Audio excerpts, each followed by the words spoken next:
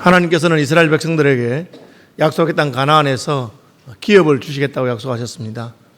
그래서 12지파의 대표자들에게 각각 지파별로 기업을 주고, 그리고 그 지파는 자기 가문과 가족을 따라서 자기 땅을 나누어 가지도록 그렇게 하셨습니다. 오늘 본문에 보니까 가나안 땅에 들어가기 전에 모세에게 그 약속을 한 번 더 확인하시는 장면들입니다. 그 땅에 들어가서 여호수아가 나누는 것보다 그 땅에 들어가지 못하는 모세가 있을 때 분명히 하는 것이 좋겠죠. 그 사람이 들어갈 때 마음과 나갈 때 마음이 다르다고, 또 막상 들어가고 나면 또 욕심이 더 생기기도 하고, 또 이렇게 하기 때문에 아직까지 기업을 얻기 전에 미리부터 그것을 분명하게 하나님 말씀하십니다. 그러면서 하나님께서는 레위 지파에 관한 이야기를 하십니다. 너희가 약속의 땅 가나안에 들어가거든 레위 지파는 기업, 다시 말하면 농토가 없다. 왜? 농사 짓지 않기 때문에. 레위 지파는 농사 짓지 아니하고 너희가 농사를 지은 것의 11조로 그들을 공개하고 먹이고 해라. 그러나 농토는 없어도 그들이 집을 지을 땅은 있어야 되니까 그들에게 성읍을 줄 것을 말씀하셨습니다. 48개의 성읍을 주라고 했는데 이스라엘 12지파이기 때문에 한 지파에 평균 4개의 성읍이 할당됩니다. 꼭 그런 건 아닌데 9지파는 4개씩 했고요. 한 지파는 3개의 성읍을 주었고, 또 다른 2지파는 합해서 8개가 아닌 9개의 성읍을 나누어 가지는, 여호수아서 21장에 보면 그 성읍을 어떻게 누구 땅에다가 하는 것을 잘 설명하고 계십니다. 대략의 크기를 생각해 본다면 레위는 인구조사를 했을 때 2만 3천 명이었는데 레위인은 1살 이상을 다 인구조사했습니다. 그러니까 거의 모든 남자가 2만 3천 명밖에 안 됐습니다. 다른 지파는 20살 이상이 평균 5만 명인데 비해서 아주 작은 지파죠. 그리고 여자를 합해도 그러면 4만 6천 명 정도 되죠. 다른 지파보다 작은 지파입니다. 그러면은 4만 6천 명인데 48개의 성읍을 주었으니까 한 성읍에 남녀 합해서 1,000명, 가족 전부가 1,000명 정도밖에 안 되는 그런 성읍입니다. 우리가 오늘날 생각하는 도시 규모라고 할 수는 없습니다. 자그마한 그냥 한 동네보다는 좀 크고, 그러나 무슨 큰 도시는 아니고 그런 성읍을 이제 각 지파별로 4개씩 48개의 성읍을 주도록 했습니다.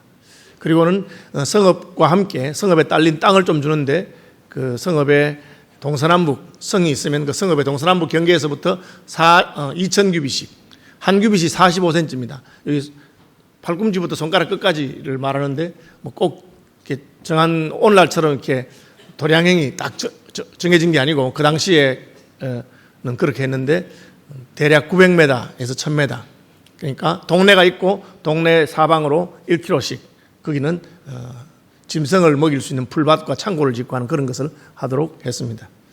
약속의 땅 가나안에서는 하나님께서는 농사를 짓도록 그렇게 하셨는데 레위 지파는 농사를 짓지 않고 그렇게 했습니다. 그리고 그 레위 지파가 광야 생활 동안에는 그 언약궤를 중심으로 성막 주변에 다 있었는데 이제 다 흩으셔서 이스라엘 모든 지파에 가도록 그렇게 하셨습니다. 왜 그렇게 하셨을까? 또 이 일에 대해서 이스라엘 백성들이 어떤 생각할까를 우리가 생각해 볼 수 있습니다. 첫째는 레위 지파가 뭔데 우리 동네 와서 살아서 우리 땅, 하나님 우리에게 주신 땅인데 그 땅의 일부분을 이렇게 떼주려고 하니까 아깝다.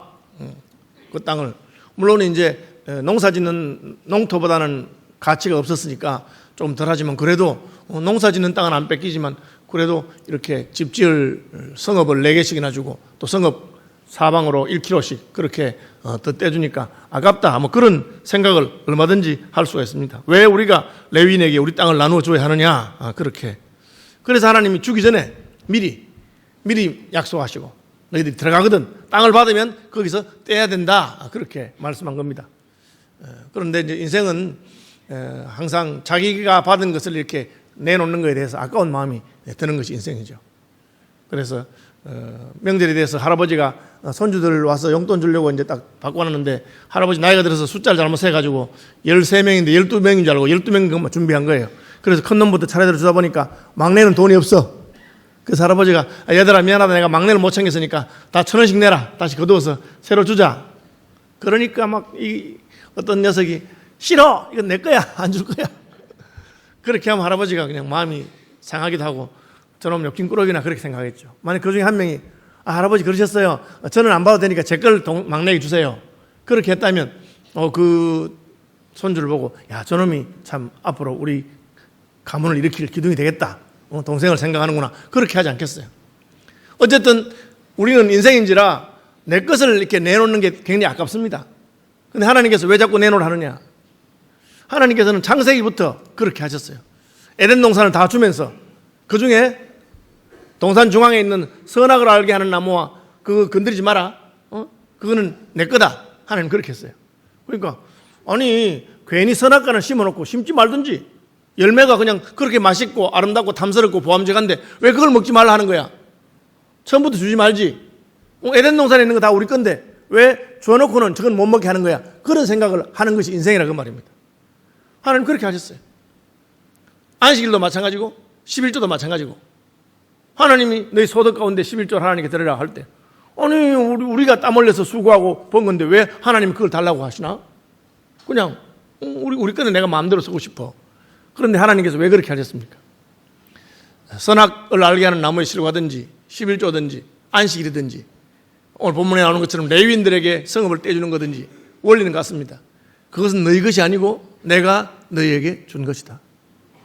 내가 너에게 준 것이다. 하나님께서 준 것이다. 여러분 이것을 믿음으로 받아들이시길 바랍니다. 세월이 지나면 그게 좀 깨달아지는 것 같아요. 인생이 아무리 수고하고 애써 봐도 진짜 하나님이 내게 주시지 않는 것을 내가 누릴 수 없구나. 예수님께서 그렇게 말했죠. 너 아무리 돈이 많아도 오늘 밤에 내가 너의 영혼을 취하면 그거 누구께 되겠느냐? 다른 사람 돈을 시키는 거다. 그렇게 말씀하시는 것이죠. 열에 쓸 양식을 창고에 가득가득 쌓아두어도 하나님이 그것을 누리게 하지 않으면 우리 것이 아니다. 뿐 아니라 내가 아무리 열심히 노력하고 수고해봐도 하나님이 도와주지 않으면 그게 제대로 안 된다는 것을 이제 세월이 지나가면 이제 조금씩 깨닫게 되는 것이죠.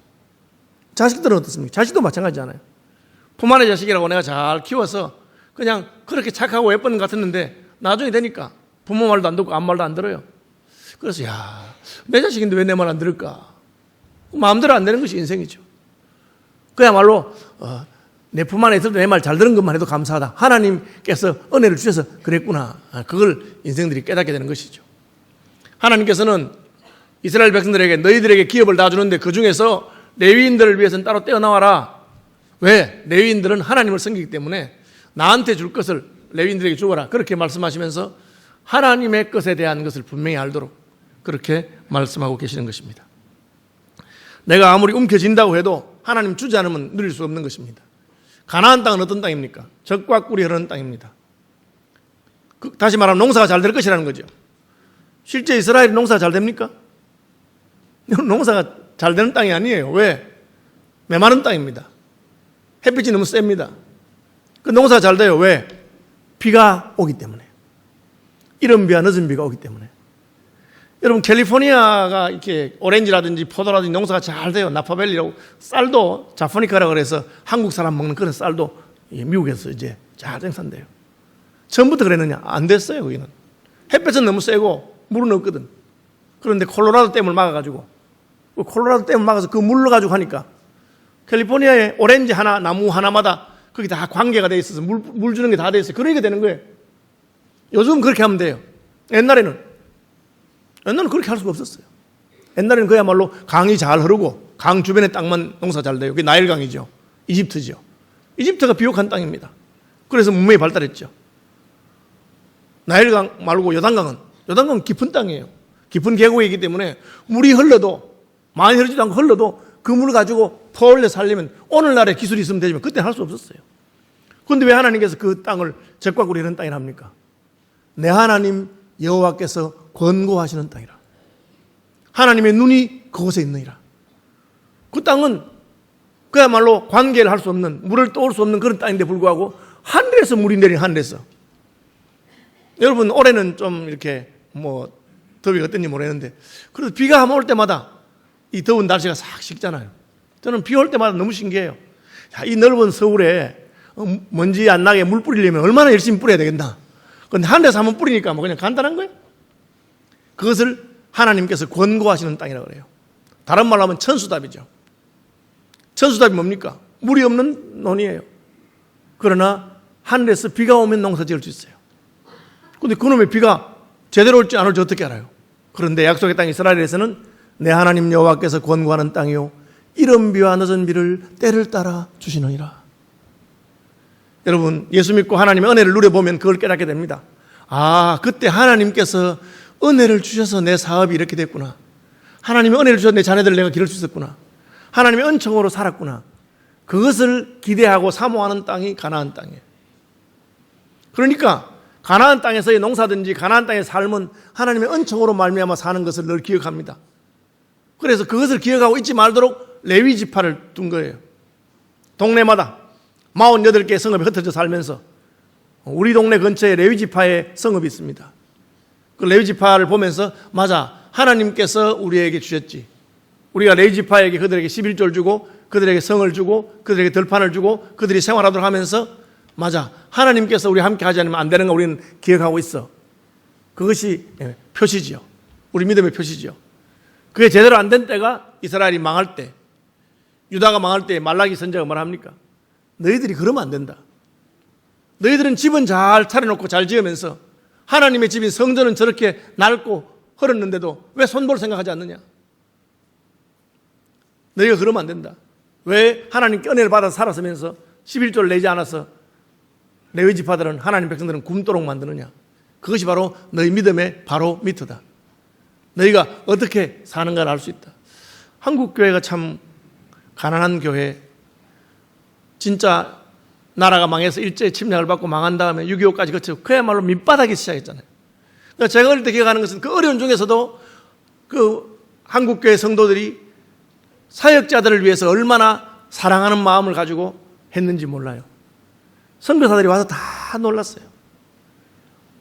다른 나라 같으면 그냥 외국에 어떻게 손 벌리려고 그런 거 생각할 때 한국교회 교인들은 자기 교회를 위해서, 집이 어려워도 교회를 위해서 헌신하고 또 자기는 먹고 살 게 없어도 먼저 사역들 생각하고. 저는 기억이 많이 나요. 저는 어릴 때 저희 집에 닭을 좀 키워서 계란 이렇게 했는데 계란 꾸름이 제일 먼저 나오면 날 보고 들려서 목사님 댁에 갖다 드리라고 그렇게 아버지 가르쳤어요. 저를 가르치려고 그렇게 하신 거예요. 어릴 때부터 항상 그렇게 했어요. 말씀 듣는 자는 말씀 가르친 자와 모든 좋은 것을 함께 하라. 그렇게 가르친 거예요. 그러니까 하나님께서 조국교회가 복을 받게 하고 조국교회가 복을 받음으로 대한민국이 복을 받게 했다. 저는 그렇게 생각합니다. 뭐 우리가 특별히 잘나거나 우리가 특별히 열심히 하거나 우리 대통령이 세계에서 제일 좋아서 그것은 한 부분만 보는 것입니다. 하나님의 은혜가 있는 것이죠. 이스라엘에 대해서도 하나님이 그렇게 말씀하셨어요. 그래서 주변에 강대국이 많아도 하나님이 지키고 보호해주고 하나님의 은혜가 함께하는 것입니다.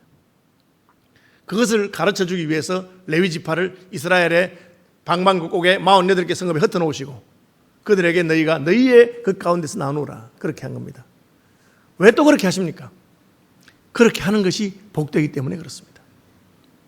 내가 번 것이니까, 내가 가진 것이니까 다 나 혼자 쓰는 삶보다 내가 수고해서 번 것으로 남에게 나누어 주는 것이 복된 삶입니다. 여러분 이것을 믿음으로 받으시길 바랍니다. 주 예수께서 친히 말씀하신 바 주는 것이 받는 것보다 복이 있다 하심을 기억하여야 할지니라.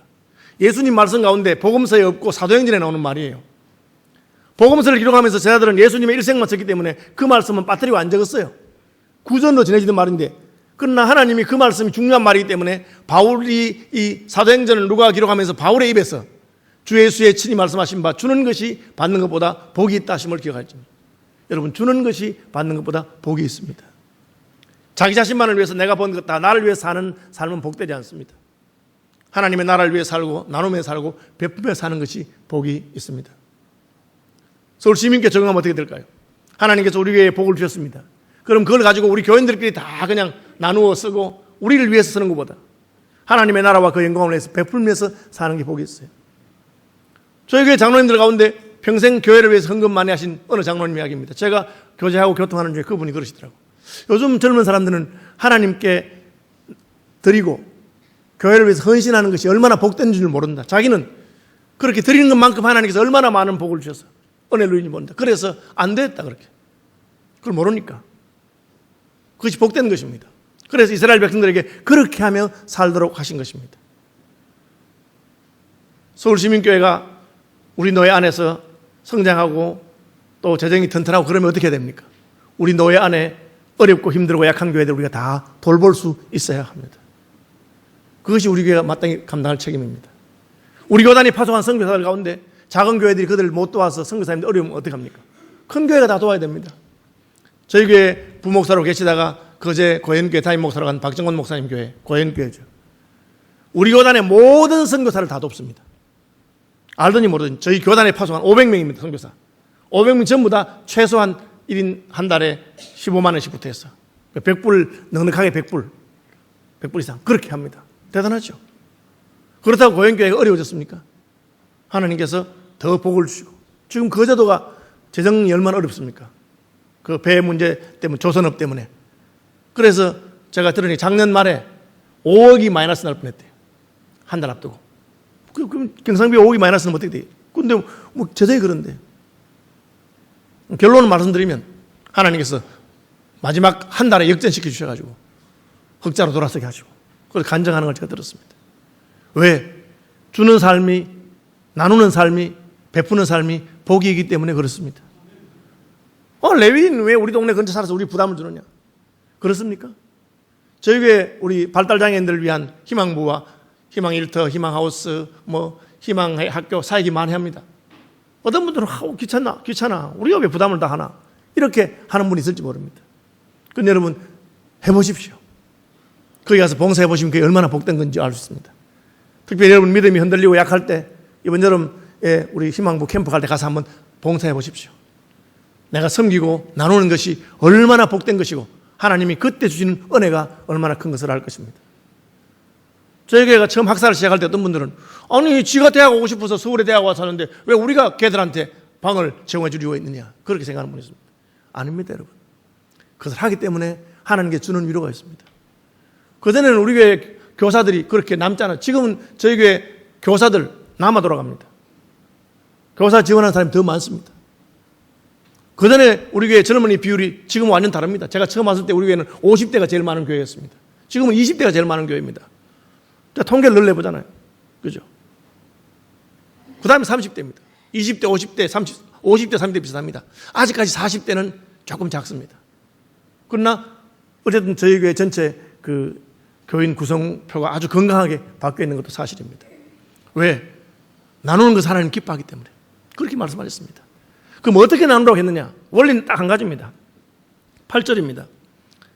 너희가 이스라엘 자손의 소유에서 레위인에게 너희가 성읍을 줄 때에, 한번 따라합시다. 많이 받은 자에게서 많이 떼어서 주고, 적게 받은 자에게서 적게 떼어 줄 것이라. 은혜 받은 대로 하라 그 말이에요. 여러분 많이 받은 자가 많이 내고 작게 받은 작게 냅니다. 여러분 재정이 너무 어려워서 생활하기도 어렵습니까? 헌금 안 하셔도 됩니다. 그냥 하나님 주신 돈으로 우리 가족을 먹여 살린다고 그렇게 생각하시면 됩니다. 그것도 하나님의 일이기 때문에. 저는 그 부분에 관해서 전혀 교인들에게 마음 상하는 것이 없습니다. 그런데 여러분 하나님께서 복을 주셨으면 어떻게 됩니까? 많이 드려야 됩니다. 하나님께서 복을 많이 주셨음에도 불구하고 내 자신만을 위해서 먹고 사는 것은 옳은 것이 아닙니다. 그런데 문제는 나는 많이 복을 받았느냐, 나는 적게 복을 받았느냐, 그게 기준이 없다는 거예요. 어떤 사람들은 남들이 볼 때는 참 어렵게 산다 싶은데도 자기는 하나님께 많은 복을 받았다고 생각하고 극한 가난 가운데서도 하나님께 후하게, 이웃에게 후하게 하는 분이 있습니다.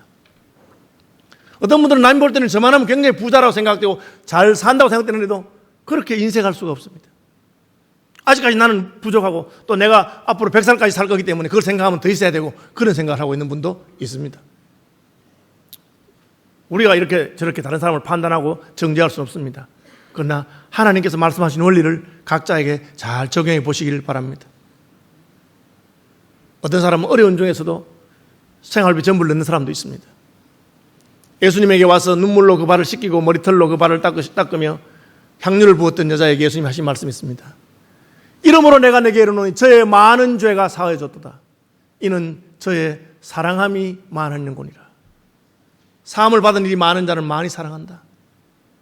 우리가 주께 받은 은혜가 크면 그 형편에 관계없이 하나님 앞에 자신의 최선을 다해서 드리는 것을 볼 수가 있습니다. 남이 판단하고 적용할 것은 아닙니다. 그냥 각자 생각해 보십시오. 많이 받은 자는 많이 하고 작게 받은 적게 해라. 왜? 우리 가운데 있는 하나님의 일을 하는 사역자들이나 우리 가운데서 하나님께서 마음이 가시는 연약하고 가난하고 어려운 자들이나 장애인들이나 그런 사람을 우리가 마땅히 도와야 할 것이기 때문입니다. 왜 그렇게 합니까? 그것이 복이 되기 때문에 그렇습니다. 하나님은 그 일을 위해서 이스라엘 모든 지파마다 내 성읍식에 레위 지파의 성읍이 있도록 하시고 가까이서 보면서 하도록 했습니다. 왜 가까이 있으면 복이 됩니까?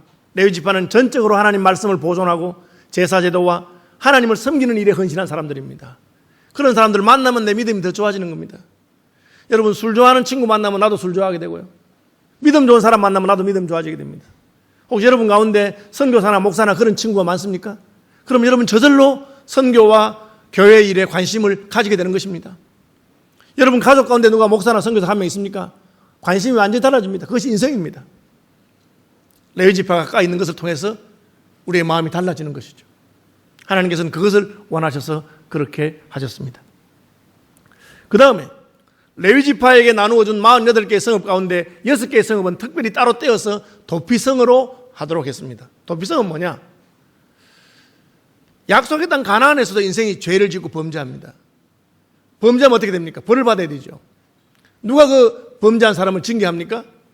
이스라엘 백성들은 지파별로, 가문별로, 가족별로 공동체에 대한 책임이 아주 강합니다. 만약에 내가 가까이 알고 있는 형제나 친척이 쫄딱 망했다. 그럼 어떻게 합니까? 그러면 그 다른 친척들이 그 다 팔아먹은 논이라든지 기업을 다시 사서 물려줘야 됩니다. 그런 책임이 있어요. 오늘날도 이스라엘은 그게 있어가지고 이스라엘 공동체에 있는 사람들은 적어도 3번은 기회를 준다 그래요. 장사라든지 뭘 하든지 공동체에서 3번 해도 망하면 니는 그냥 장사 소질 없고 하니까 니는 그냥 밥만 먹고 살아라 하고 먹고 살도록 해준답니다. 그래서 유대인 공동체가 아주 강한 거예요. 유대인들은 그렇게 합니다. 자식이 없으면 어떻게 합니까? 그러면 그 자식이 죽은 사람을 아내로 취해서 대를 잇도록 해주는 것이 이스라엘 공동체의 방법입니다. 그뿐 아니라 자기 가족 가운데 억울하게 죽음을 당했다. 누구에게 당했다. 살해당했다. 그러면 반드시 복수를 합니다. 이걸 피해 복수라고 합니다. 그렇기 때문에 이스라엘은 나라가 작아도 잘 안 건드립니다. 우리나라는 누가 와서 우리 국민을 갖다 죽이거나 해도 그냥 멍하니 쳐다보고 있어. 그러면 나라가 안 되는 거예요. 북한이 만약에 대포를 하나 쐈다. 이스라엘 같으면 2대 쏴버립니다. 절대 가만히 있지 않습니다. 상대가 때린 만큼 갚아주는 나라가 미국이라 그래요. 이스라엘은 2배 갚아주는 나라예요. 한때 이스라엘 국민들이 테러를 당해서 비행기가 납치돼서 간 적이 있습니다. 엔테페 공항에 갔습니다. 아프리카에. 남의 나라예요. 남의 나라에 끌려갔는데 이스라엘이 특공대를 보내가지고 그 남의 나라까지 가서 테러범 다 죽이고 비행기 찾아왔어요. 지독한 나라죠. 왜? 이 율법에 관계된 거기 때문에 우리 형제가, 우리 가족이, 우리 지파가, 우리 가문이 어려움을 당했으면 반드시 복수해야 되는 거예요. 그렇게 해놨어요. 그 공동체가 아주 강한 공동체입니다. 오늘날도 그런 정신이 남아있기 때문에 이스라엘의 6.1 전쟁 났을 때 아랍 연맹이 1억이 넘는 아랍 연맹이 이스라엘 몇백만 하고 싸웠는데 어떻게 된지 아십니까? 전 세계 유학 갔던 모든 유대인들이 돌아왔습니다. 내 형제가 지금 죽고 있기 때문에 가서 내가 복수한다는 거죠. 그러니까 당할 수가 없어요. 근데 문제는 내가 죽이려고 한 거 아닌데 실수로 죽이면 어떻게 합니까? 내가 그냥 산에 가서 나무 하려고 도끼를 가지고 나무를 했는데 도끼날이 빠져서 옆에 있는 사람이 맞아 죽었습니다. 그럼 그 가족들이 저놈이 우리 산에 같이 가더만 우리 가족을 죽였구나. 복수하려고 하면 어떻게 합니까? 억울하잖아요. 그런 경우에 살 수 있는 길을 마련한 것이 도피성입니다. 무조건 도피성으로 도망가라. 왜? 도피성은 레위인들이 다스리는 땅, 레위인들이 사는 땅이고 거기는 대제사장, 제사장의 관할 아래 있는 땅입니다. 거기 들어가면 그 지파의 권한, 지파의 심판이라든지 그것이 미치지 않습니다. 그곳에 가면 거기서 그 성읍에서 재판하게 됩니다. 일종의 취해법권 지역이죠.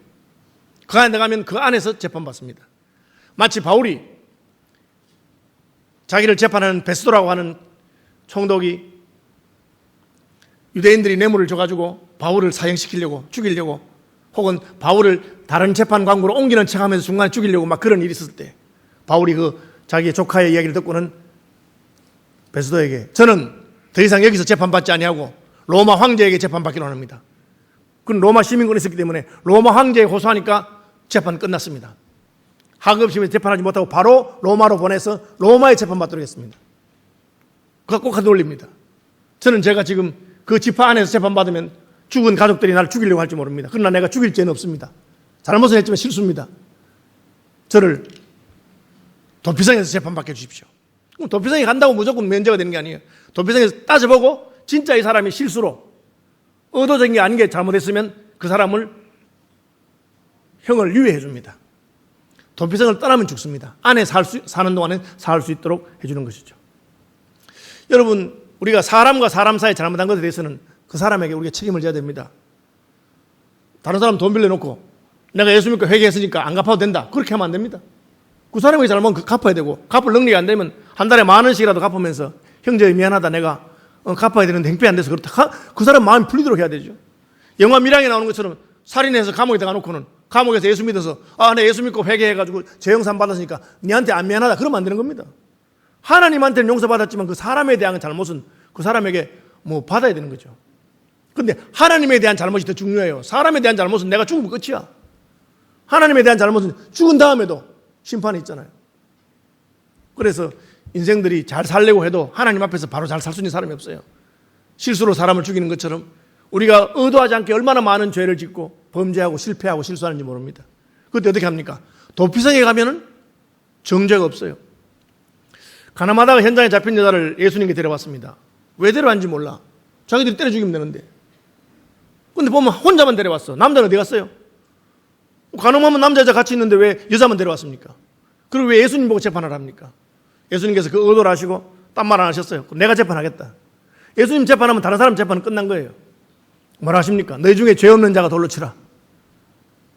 도피성에 피한 자에 대해서 정죄할 수 있는 권한이 아무도 없습니다.